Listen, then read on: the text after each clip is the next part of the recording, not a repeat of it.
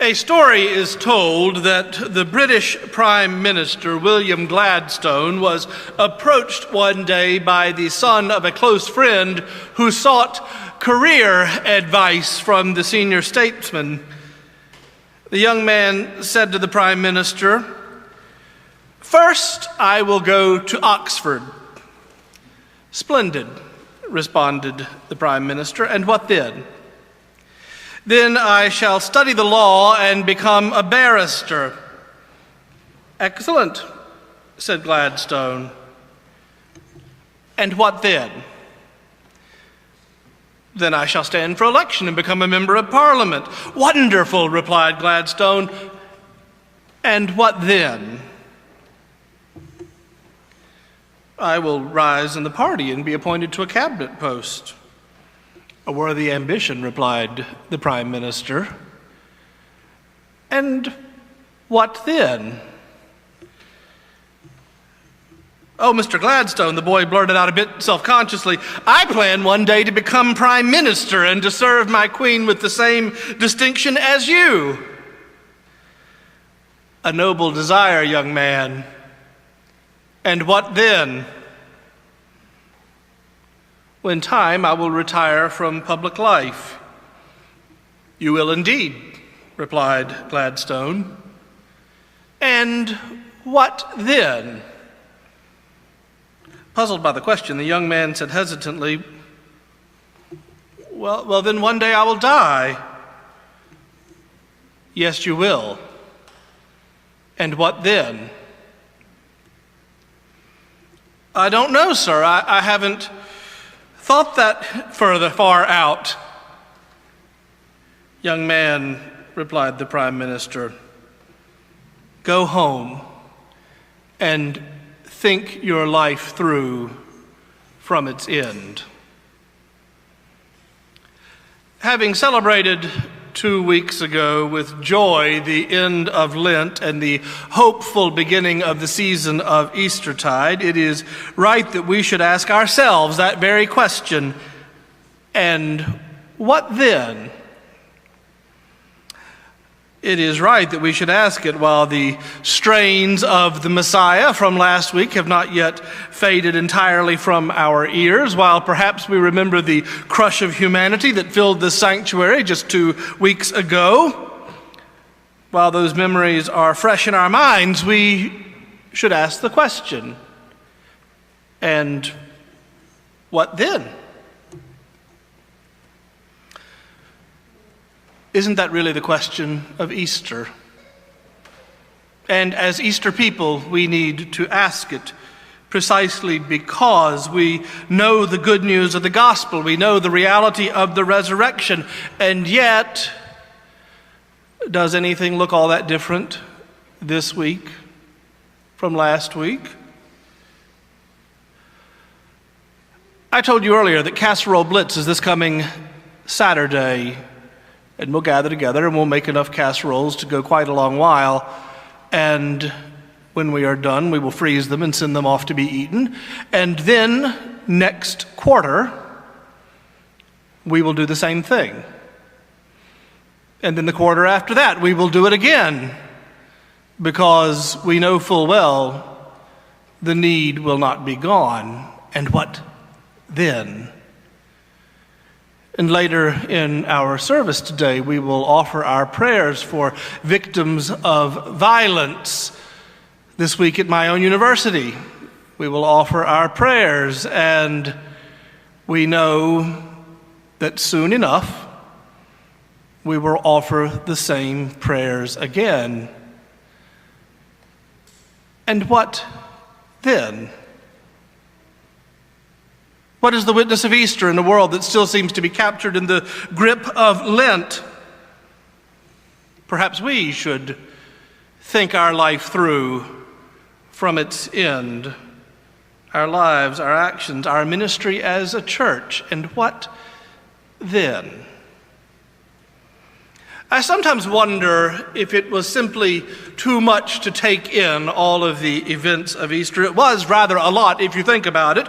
The crucifixion, the resurrection in John's gospel narrative, the appearance to the 12 and then to Thomas. I think it probably was almost too much to take in. And I think Peter felt that way. You know that feeling you get sometimes when you haven't slept well for a few days on end. That feeling you have when there's a desk full of unfinished work that needs finishing. That feeling you get when the swirl of emotions ranges from tremendous grief to great joy and the ensuing confusion between this colliding of emotions. You know that feeling when things are just a little blurry around the edges and you have to think carefully about the next word in the sentence so that you don't speak incorrectly. I suspect that is just about where Peter was. They'd gone down to the Sea of Tiberias, and I think Peter needed to do something that would simply clear his mind, something that would exert his body and allow him not to think and think and think on the events of the prior weeks. You know, some folks go to the gym, some folks shop, some folks play golf. Peter apparently went fishing. 5 others decided they'd invite themselves along, and they set out in the boat and they fished all night long. They fished all night long, and they caught nothing. Has that ever happened to you? The rope is frayed on both ends, and you fished all night long and caught nothing? Well, the story tells us that Jesus wanders up on the shore and they don't recognize him. How often do we hear that phrase? How often does it seem painfully applicable to our own lives that Jesus wanders up and we don't recognize him? And he calls out to them, "Children, you have no fish, do you?" And they answer him, I imagine, in one resounding voice, "No." Because they know something about doing something over and over and over again and not getting any different results.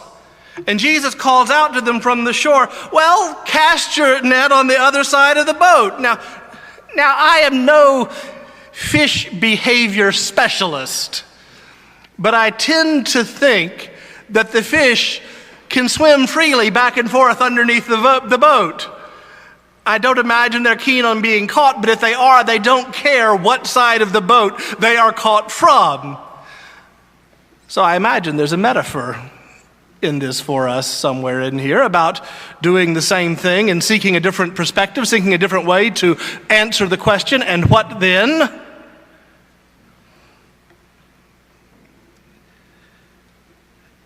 John is the first to get it.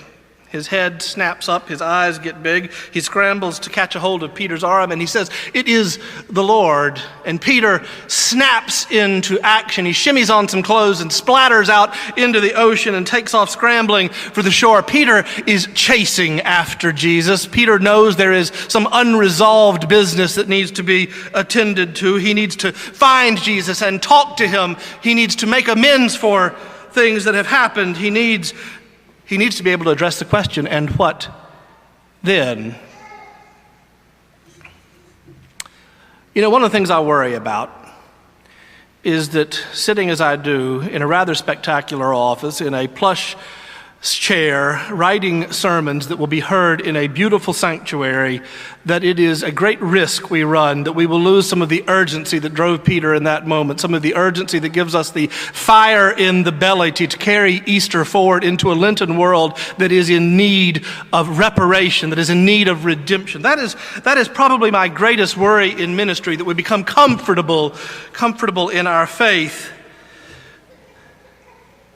We lose the holy dissatisfaction that prompts us to ask the question, and what then, of our Easter proclamations.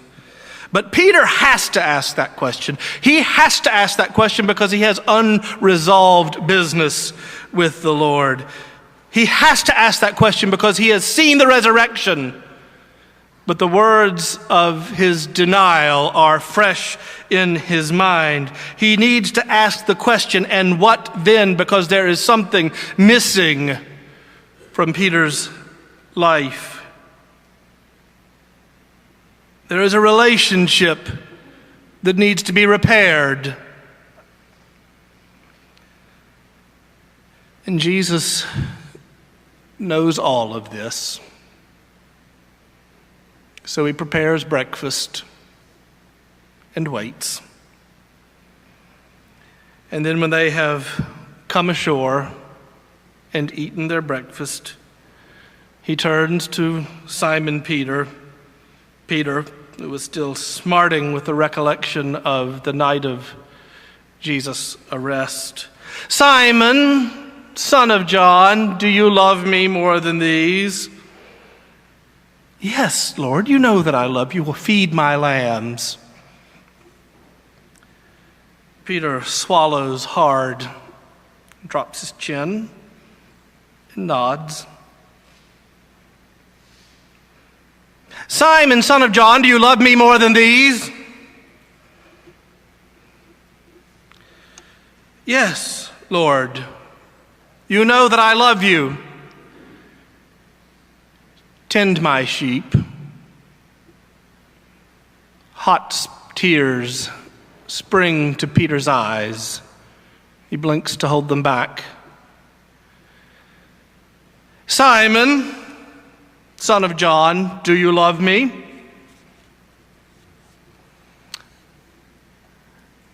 This must have been the breaking point. The text tells us that Peter was hurt. 3 times he has been asked the same question. 3 times. Once for each denial. Using not his new name, not the name that Jesus gave him when he called him, but using his old name.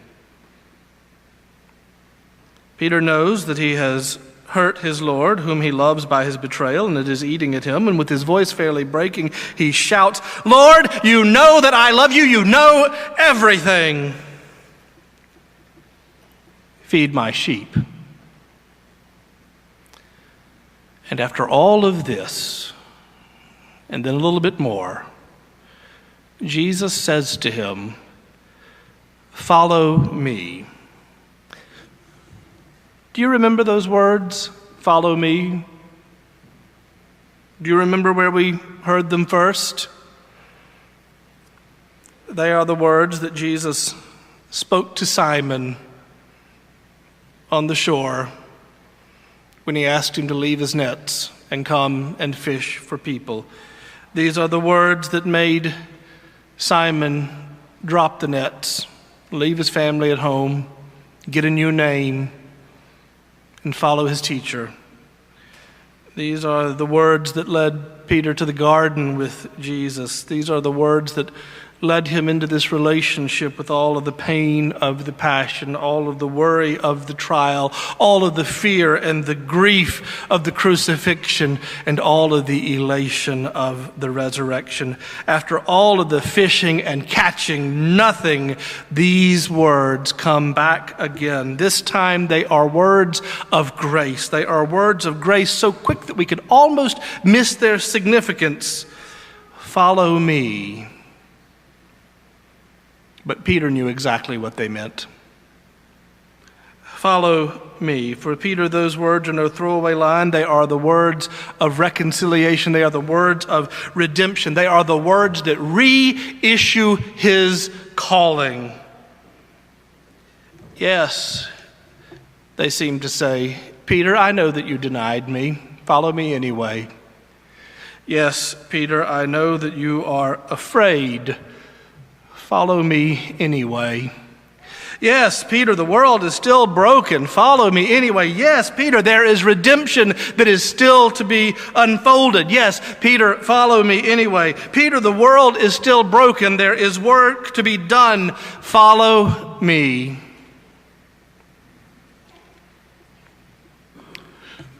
Do you remember the movie About Schmidt?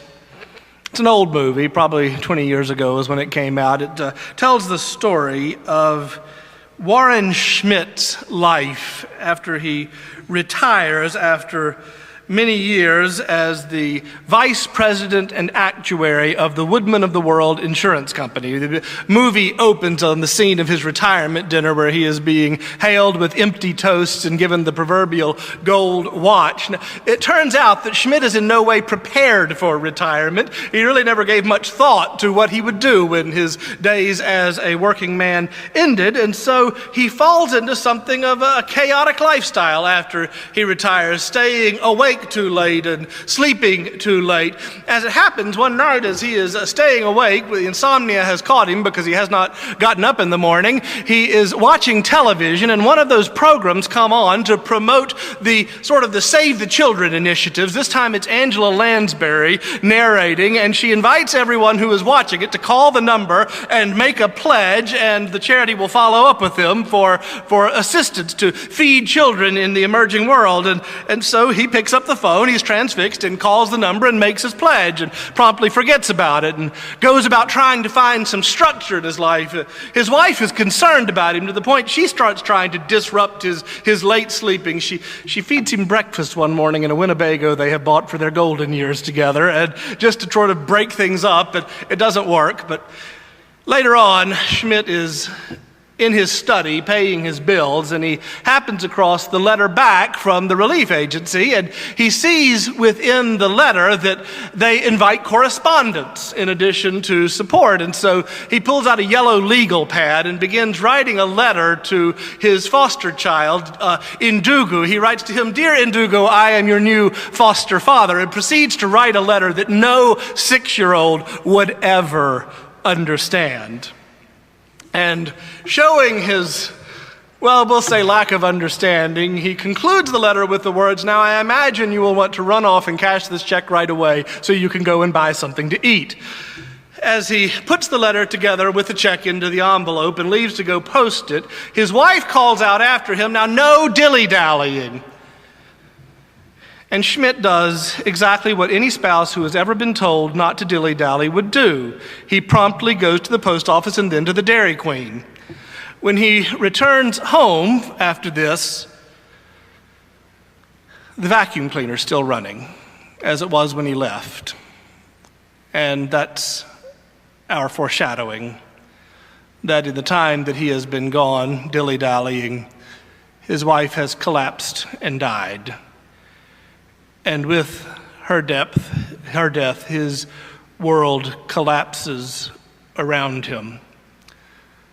The rest of the story is him living in his new reality, struggling to relate to it, struggling to find some point of connection, some relationship that matters. Indeed, after his daughter marries a man that he considers to be irredeemably beneath her, he returns home following the wedding and writes, "Dear Indugu, there is nothing left for me. I am a failure, and one day I will die." And as we watch Schmidt reach the end of his rope, reach that point where it is frayed almost beyond repair, the first letter of correspondence is returned to him. Only it's not a letter, it's a painting. The Catholic sister, writing on behalf of Indugu, writes to Schmidt that he is 6 years old and he cannot read his letters, but he has enclosed a painting to send to Schmidt to show his gratitude. And so Schmidt unfolds the newsprint paper like we used to paint on in elementary school, covered in tempera paint. And on it there are 2 stick figures. The one on the left is large and peachy colored. The one on the right is small and brown colored. They are holding hands. It is the moment that the relationship becomes real. It is the moment that the connection is made. Schmidt dissolves into tears. Life on this side of Easter is really no easier than life on the other side of Easter. There is still brokenness. There is still loneliness.